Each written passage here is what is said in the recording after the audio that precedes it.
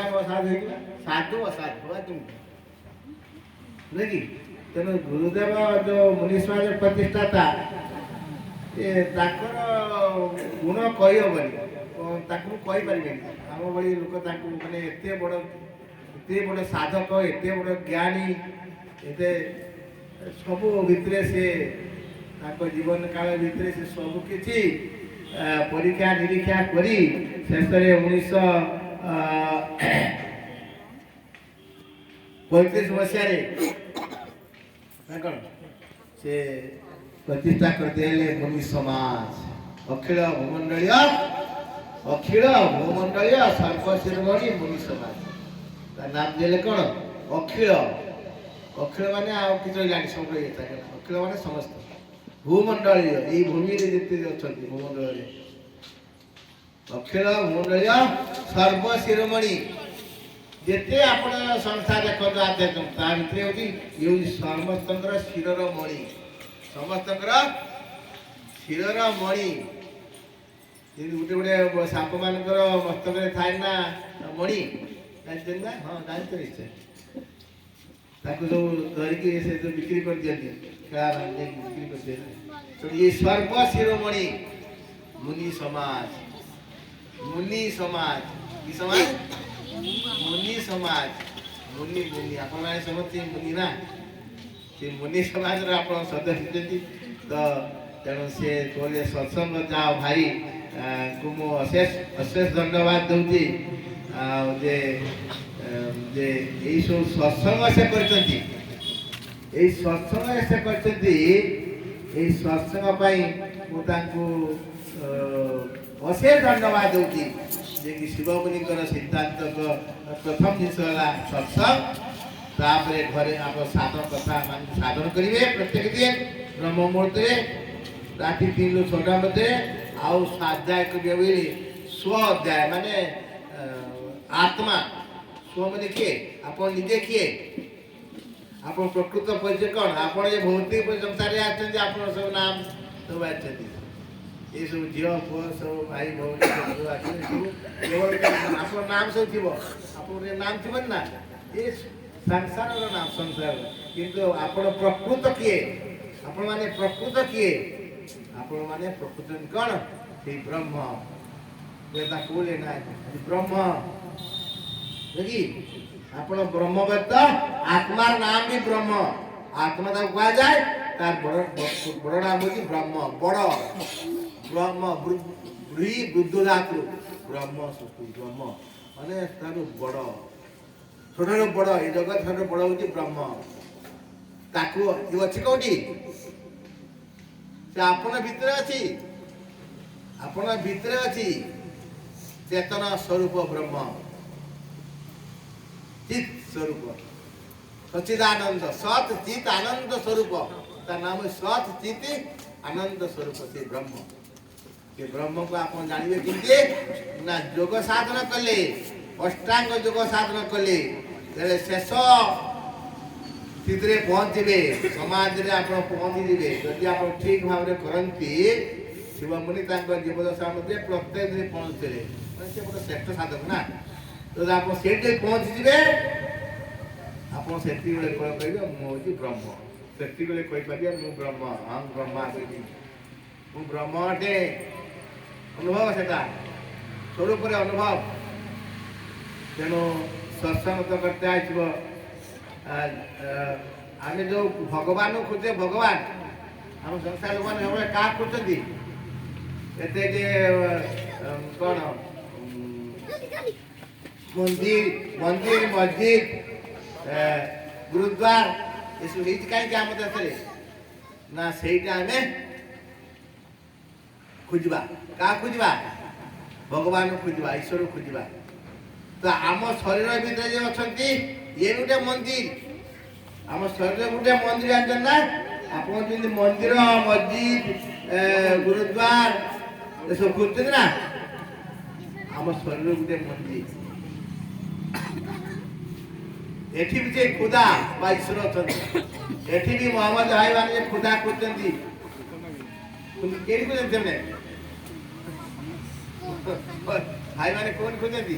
ତାଙ୍କର ବି ଅଛି ଅବଦା ଭାଇବାଙ୍କର ଯାଆନ୍ତି ସବୁଦିନ ନମାଜ ପଢ଼ିତେ ଅଛା ହଁ ତ ଆମର ଏଇ ଯୋଉ ଶରୀର ଇଏ ଗୋଟେ ମନ୍ଦିର କୁହାଯାଏ ଏଟା ଗୋଟେ ବ୍ରହ୍ମର ମନ୍ଦିର କଣ କୁହାଯାଏ ବ୍ରହ୍ମର ମନ୍ଦିର ଏଇ ବ୍ରହ୍ମ ଯିଏ ଛୋଟା ଜଗତରେ ସବୁଠୁ ବଡ଼ ସେ ଜାତି ଧର୍ମ ବର୍ଣ୍ଣ ନିର୍ବିଶେଷ ସମସ୍ତରୁ ବଡ଼ ଏଇ ଆମରି ଭିତରେ ଅଛି ଆମେ ତାଙ୍କୁ ଖୋଜୁନି ତାକୁ ଖୋଜିବା ପାଇଁ ଏକମାତ୍ର ଶିବମୁନି ଦେଇଛନ୍ତି ଆମକୁ ଏଇ ଯୋଉ ଶିବମୁନି ମହାରାଜ ଦେଇଛନ୍ତି ଆପଣ ଯୋଗ ସାଧନ କରନ୍ତୁ ତାଙ୍କ ପାଇଯିବେ ଯୋଗ ସାଧନ କଲେ ତାଙ୍କୁ ନିଶ୍ଚୟ ପାଇଯିବେ ସେଇ ଯୋଉ ମନ୍ଦିର ଭିତରେ ଅଛନ୍ତି ଯୋଉ ବ୍ରହ୍ମର ମନ୍ଦିର ଭିତରେ ବ୍ରହ୍ମ ଯିଏକି ଈଶ୍ୱର ତାଙ୍କୁ ଈଶ୍ୱର କୁହାଯାଏ ତାଙ୍କୁ ବି ଈଶ୍ୱର କୁହାଯାଏ ବ୍ରହ୍ମର ନାମ ମଧ୍ୟ ଈଶ୍ୱର ମୁଁ ଆପଣମାନଙ୍କୁ ସଂସ୍କୃତ କଥା ବହୁତ କହିବି ନାହିଁ ମୁଁ ଆଜି ଭାଗବତର କଥା ଆପଣ ଭାଗବତ ଜଣେଇ ଦେଉଛି ପ୍ରକୃତରେ ଈଶ୍ୱର ଆପଣ ଭିତରେ ଅଛନ୍ତି ବୋଲି ଓଡ଼ିଆ ଶ୍ରୀମଦ୍ ଭାଗବତ ଓଡ଼ିଆ ଶ୍ରୀମଦ୍ ଭାଗବତରେ ଯୋଉ ଜଗନ୍ନାଥ ଦାସ ଜାଣିଛନ୍ତି ନା ଜଗନ୍ନାଥ ଦାସ ନାମ କହିଥିବେ ଜଗନ୍ନାଥ ଦାସ ଭାଗବତ ରଚୟିତା ଭାଗବତ ଲେଖିଛନ୍ତି ଜଗନ୍ନାଥ ଦାସ ନାମ ଶୁଣିଥିବେ ସେ କହିଛନ୍ତି କଣ ଈଶ୍ୱର କହିଛନ୍ତି ୟା ଭିତରେ ଅଛି ଗୋଟେ କହିଛନ୍ତି ଯେତେବେଳେ ଆମେ ଶୁଣୁଛେ ସେ ସବୁ ମିଛ ବୋଲି କହିଲେ ଯେତେ ଉଦ୍ଧବ ଶୁଣୁ କର୍ଣ୍ଣେ ଦେବା ଦେଖୁ ତୁ ନୟନେ ଉଦ୍ଧବ କହୁଛନ୍ତି ଭଗବାନ କୃଷ୍ଣ କହୁଛନ୍ତି କଣ ଉଦ୍ଧବକୁ ଯେତେ ଉଦ୍ଧବ ଶୁଣୁ କର୍ଣ୍ଣେ ଦେବା ଦେଖୁ ତୁ ନୟନେ ଭାଗବତ କହିଛନ୍ତି ଉଦ୍ଧବକୁ ଗୀତାରେ କହିଛନ୍ତି କାହାକୁ ଅର୍ଜୁନକୁ ଅର୍ଜୁନ କହିଲେ ନା ଗୀତାରେ ଶ୍ରୀମଦ୍ ଭଗବତ ବହୁତ ଭଲ ଭଲ କଥା କହିଛନ୍ତି ସେତେବେଳେ ଯେତେ ଉଦ୍ଧବ ଶୁଣୁ କର୍ଣ୍ଣେ ଦେବା ଦେଖୁ ତୁ ନୟନେ ଏ ସର୍ବ ସତ୍ୟ ନୁହେଁ କିଛି ଏ ସର୍ବ ସତ୍ୟ ନୁହେଁ କିଛି କେବଳ ମାୟା ମାତ୍ର ଏସବୁ ମାୟା ଏସବୁ ମାୟା ଜାଲ ମାୟା ଆମର ଯେ ବେଦ କଥା ଆସିବା କହୁଥିଲି ମୁଁ ସାର୍ଙ୍କୁ ବେଦ ଆମେ ବେଦ କହୁଛୁ ବେଦରେ ମୋତେ ବହୁତ ବେଦ ଜଣା ଅଛି ବେଦ ଚାରି ବେଦର ମନ୍ତ୍ର କହିପାରିବି କିନ୍ତୁ କହୁଛି କିଏ ବେଦ ବଚନ ଅନୁମାନ ସତ୍ୟ ନ କହେ ଆତ୍ମା ବି ମୋ ଭିତରେ ଆତ୍ମା ନାହିଁ ମୁଁ ବେଦ ଉଚ୍ଚାରଣ କରିବି ଏଠି ଗୋଟେ ଅକ୍ଷର ପାଇବି ବେଦ ବଚନ ଅନୁମାନ ସତ୍ୟ ନ କହେ ଆତ୍ମା ବି हे आत्मा कर्ता कर्ता दाता आत्मा ईश्वर पिता माता कौन कहले जगन्नाथ दास कौन कहले हे आत्मा कर्ता कर्ता दाता आत्मा ईश्वर पिता माता कौन माँ को भूल गए ना आओ ये ईश्वर पिता माता सब किसी कर्ता कर्ता सब किसी हे आत्मा कर्ता कर्ता दाता आत्मा ईश्वर पिता माता सृष्टि पालन संहारण ये सर्व आत्मार अभियान आम संसार को आसी थे सृष्टि मातृ गर्भ आसते ना सृष्टि पालन कर आम पुणी आसिक संसार पालित होते प्रतिष्ठित होते खाऊे काम कर आम चली जा संसार चली जा विदा नहीं जा संगार संगार का विनाश ये तीन टा जिन करुच्छे किए आत्मा कथा कहले ए आत्मा कर्ता कर्ता दाता आत्मा ईश्वर पिता माता सब कि से सृष्टि पालन संहारण सृष्टि कर से आम शरीर आम शरीर प्रतिष्ठित होती पालन कर खाई खिया पिया देखा सब कर एवं संहार विनाश कर आम चली जा संसार सबदिन कर कि सबदिन आम कर कि सबदिन कि आम छोट पिला शिशु प्रौढ़ हेले युवक हेले ना आगे युवक हेले प्रौढ़ दर बुढ़ा बार्धक्य आस ଆସିବୁନି ବାଦ ଉପରେ ଆମର କ'ଣ ହେଲା ଦେହାନ୍ତ ହେଲା। ତେଣୁ ସେ ସବୁ କହୁଛି ସେଇ ଏ ଆତ୍ମା ସବୁ କିଛି କହୁଛି। ସୃଷ୍ଟି ପାଳନ ସଂହାରଣ ଏ ସର୍ବ ଆତ୍ମାର ଅଭିଯାନ ମାନେ ଆତ୍ମା ସବୁ କରୁଛି। ଆତ୍ମାର କେତେ ଗରିମାମୟ, କେତେ ଗୌରବମୟ, କେତେ ଶକ୍ତିମୟ ତାକୁ ଆମେ ଜାଣିଲେ ନା। ଶିବମଣି ଜାଣିଥିଲେ। ଆମ ଗୁରୁଦେବ ଶିବମଣି ମହାରାଜ ଆମେ କହୁଛେ ଆଦି ମୁନୀଶ୍ୱର ଯୋଗେନ୍ଦ୍ର ଶିବକୁମାର ଶାସ୍ତ୍ରୀ ପଣ୍ଡିତ ଶିବକୁମାର ସେ ଜାଣିଥିଲେ ଯେ ଆତ୍ମା ଏ ଜଗତର ସବୁ କିଛି ସେଇ ବି ସୃଷ୍ଟି କରୁଛି। ସେ ଥିବାରୁ ଆମେ ପାଳିତ ହଉଛେ। ସେ ଚାହିଁଲେ ମଧ୍ୟ ଆମକୁ କ'ଣ କରିବା ଆମର ବିନାଶ ହେଇଯିବ, ଆମର ଦେହାନ୍ତ ହେଇଯିବ। କିନ୍ତୁ ଆମେ ତାକୁ ମୃତ୍ୟୁ ବୋଲି ସେ କହିନାହାନ୍ତି। ତାକୁ କହିଛି କ'ଣ ତାକୁ ମୃତ୍ୟୁ ବୋଲି କୁହନ୍ତି। କ'ଣ କୁହନ୍ତି ଭାଗବତର କିଛି ଚିତା ଲେଖି ସବୁ କ'ଣ ସେ ହେଉଛି ଦେହାନ୍ତର। ସେ ହେଉଛି କ'ଣ ଦେହାନ୍ତର। ତାକୁ ଦେହାନ୍ତର କୁହାଯାଏ। ଆମର ଦିଟା ଦେହ, ଇଏ ଗୋଟେ ଦେହ, ଇଏ ସ୍ଥୂଳ ଦେହ, ଆଉ ଗୋଟେ ଦେହ ଅଛି ଯୋଉଠି ଥିଲେ ଆମେ ପ୍ରଥମରୁ। ଆପଣ ଦେହାନ୍ତ ପରେ ଏଇ ଦେହ ନଷ୍ଟ କଲେ ଯୋଉଠି ଯିବା ସିଏ ଗୋଟେ ଦେହ। এটা হচ্ছে କ'ଣ এটা হচ্ছে ସୂକ୍ଷ୍ମ ଦେହ। এটা ସ୍ଥୂଳ ଦେହ, এটা ଦୃଶ୍ୟମାନ। ସେ ସୂକ୍ଷ୍ମ ଦେହଟା ହଉଛି ଅଦୃଶ୍ୟ। ଜାଣିଛ ନା ଶିବଙ୍କ ବହି ପଢିବେ ସେ ଦିଟା ଦେହ କହିଛନ୍ତି। ଦିଟା ଆମ ଶରୀର, ସ୍ଥୂଳ ଶରୀର ଆଉ ସୂକ୍ଷ୍ମ ଶରୀର। ଆମେ ସୂକ୍ଷ୍ମ ଶରୀରରୁ ଆସିଛେ ସଂସାରକୁ, ଆସିଲେ ମାତୃଗର୍ଭକୁ ଆସିଲେ, ଏଠି ଭୂମିଷ୍ଠରେ ଜନ୍ମ ହେଲେ, ପୁଣି ଶୈଶବ, କିଶୋର, ଯୌବନ, ପ୍ରୌଢ଼, ବାର୍ଦ୍ଧକ୍ୟ, ପୁଣି ଦେହାନ୍ତର। ଗୀତାରେ ଲେଖା ହେଇଛି ଦେହିନୋ ଅସ୍ମିନ୍ ଯଥା ଦେହି କୌମାରଂ ଯୌବନଂ ଜରା ତଥା ଦେହାନ୍ତର ପ୍ରାପ୍ତି ଧୀରତତ୍ର ନ ମୁଜ୍ୟତି। ଆମେ ଯୋଉ ଆସିଲେ ମା ଗର୍ଭରୁ ସେ ମା ଗର୍ଭକୁ ଦଶରା ଜନ୍ମ ହେଲେ, ଆମେ ଆଗେ ଶିଶୁ ହେଲେ, ତାପରେ କିଶୋର ଅବସ୍ଥା ହେଲେ। କିଶୋର ମାନେ ଶିଶୁ ହେଇଗଲେ ଆଉ ଯୌବନ ଆସିନାହିଁ, ଏଇଟା ଅବସ୍ଥା କୁହାଯାଏ କିଶୋର। ତାପରେ ଯୌବନ ଆସିଲା, ଯୌବନ ଗୃହ କଲେ, ବିବାହ ସଂସାର କଲେ, ପୁଣି ପିଲା ଛୁଆ ଜନ୍ମ କରି ଘର ଦ୍ୱାର କୀର୍ତ୍ତନ ସବୁ କଲେ, ପୁଣି କିଛି ସମୟ ପରେ ଆମର କରିଯିବ ଆସିଯିବ ଶୁଣାଯିବ, ବାର୍ଦ୍ଧକ୍ୟ ଆସିଯିବ। ବାର୍ଦ୍ଧକ୍ୟ ପରେ ବାର୍ଦ୍ଧକ୍ୟଟା ଆମର ମୃତ୍ୟୁ ହେଇଯାଏ ନାଇଁ। ସେ ବୁଝେ ଏଟା ମୃତ୍ୟୁ ନୁହେଁ, ଏଟା ହଉଛି ଦେହାନ୍ତର। ଭାଗବତରେ ଜଗନ୍ନାଥ ଦାସ କହିଲେ ଏଟା ଦେହାନ୍ତ। ସୀତାରେ ବି ଆମର ସେଇ ବ୍ୟାସଦେବ, ସେଇ ବ୍ୟାସଦେବ। ଏ ଜଗନ୍ନାଥ ଦାସ କହିଲେ ଭାଗବତ, ଇଏ ବ୍ୟାସଦେବ। ବ୍ୟାସ ଜାଣିଛୁ ବ୍ୟାସଦେବ ମହାଜ୍ଞାନୀ। ଦର୍ଶନ ଚୈତା ବେଳେ ଆଙ୍କର ଗୋଟେ ବେଦାନ୍ତ ଦର୍ଶନ ଅଛି। ମହାଜ୍ଞାନୀ ସେ କିଏ? ବ୍ୟାସମୁନି। ତ କଥା ବହୁତ। ତ ଈଶ୍ୱର ଏଇଠି କହିଲେ ଗୋଟେ କହୁଥିଲେ କଥା ଭାଗବତର ପାଣିର ଈଶ୍ୱର କହିଲେ, ଈଶ୍ୱର କହିଲେ ନା ପିତା ମାତା ଈଶ୍ୱର ସବୁ କହିଲେ ନା। ପୁଣି ଆହୁରି ଗୋଟେ କହିଛନ୍ତି ସେ ଆମ ଅଧ୍ୟାୟରେ ଯେ ଈଶ୍ୱର କିଏ?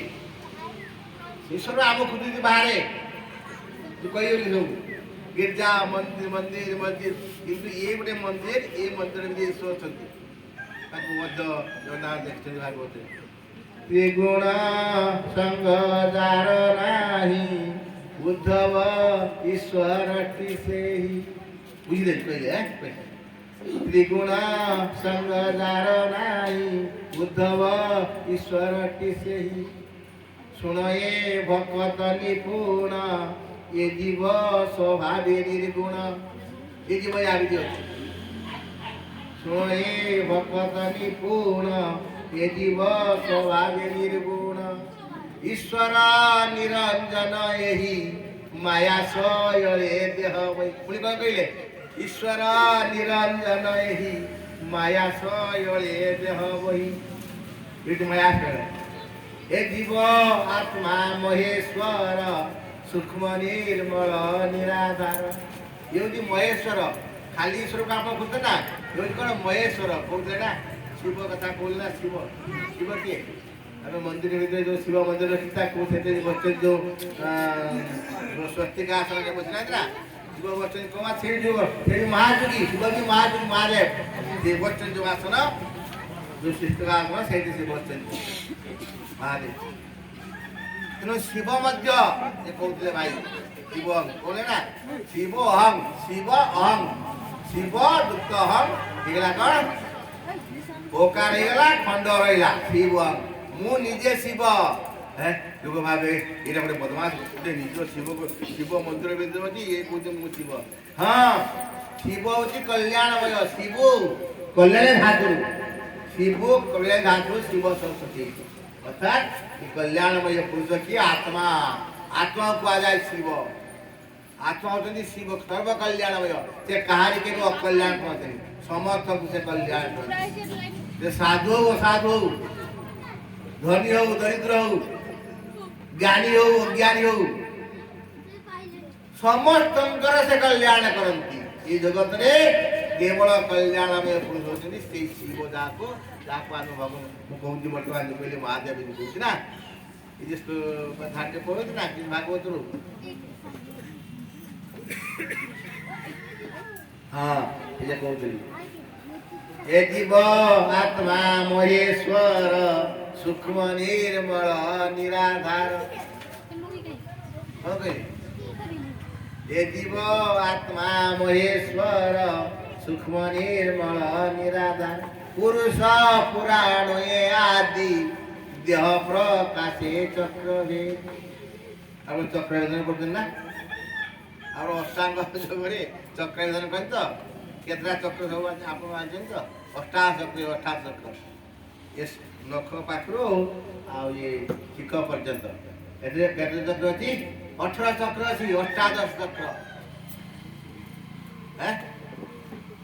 ବିଷ୍ଣୁ ଭାଇ କହୁଥିବା ଆଉ ବିଷ୍ଣୁମାନେ ଆମର ଭାଇମାନେ ଆସୁଛନ୍ତି ଆପଣ କହୁଥିବେ ତ ସେଇଠି କହିଗଲି ମହେଶ୍ୱର ଏଥିରେ ମଧ୍ୟ ଲେଖିଛନ୍ତି ଈଶ୍ୱର ତ୍ରିଗୁଣ ସଂଘଜାର ନାହିଁ ଉଦ୍ଧବ ଈଶ୍ୱର ଉଦ୍ଧବ କହୁଛନ୍ତି ଉଦ୍ଧବ ଭଲ ଭକ୍ତ ଶ୍ରେଷ୍ଠ ଭକ୍ତ ନିପୁଣ ଭକ୍ତ କହିଛନ୍ତି ଅର୍ଜୁନ ଯେମିତି ତ୍ରିଗୁଣ କହିଛି ତ୍ରିଗୁଣ ସଂଘଜାର ନାହିଁ ତ୍ରିଗୁଣ କଣ ତ୍ରିଗୁଣ କଣ ନା ଏ ଜଗତଟା ହଉଛି ତ୍ରିଗୁଣରେ ପରିପୂର୍ଣ୍ଣ ତ୍ରିଗୁଣମୟ ସତ୍ଵ ରଜ ତମ ଯେମିତି ଏ ଜଗତଟା ହଉଛି ଚତୁର୍ଗୁଣ ନୁହେଁ ଏ ତ୍ରିଗୁଣ କିଛି ସତ୍ଵ ଗୁଣ କିଛି ରଜ ଗୁଣ ଆଉ କିଛି ତମ ଗୁଣ ସତ୍ଵ ଗୁଣ କିଛି ଲୋକ ଅଛନ୍ତି ଖାଦ୍ୟ ବି 3 ପ୍ରକାର ଅଛି ଶାସ୍ତ୍ରୀୟ ଖାଦ୍ୟ ଆବଶ୍ୟକ ଖାଦ୍ୟ ତାମସିକ ଖାଦ୍ୟ ଲୋକ ବି 3 ପ୍ରକାର ଅଛନ୍ତି ସାତ୍ବିକ ଜନ ଆବଶ୍ୟକ ଜନ ଆଉ ତାମସିକ ଜନ ଅଜ୍ଞାନ ଅନ୍ଧବିଶ୍ୱାସ ତାମସିକ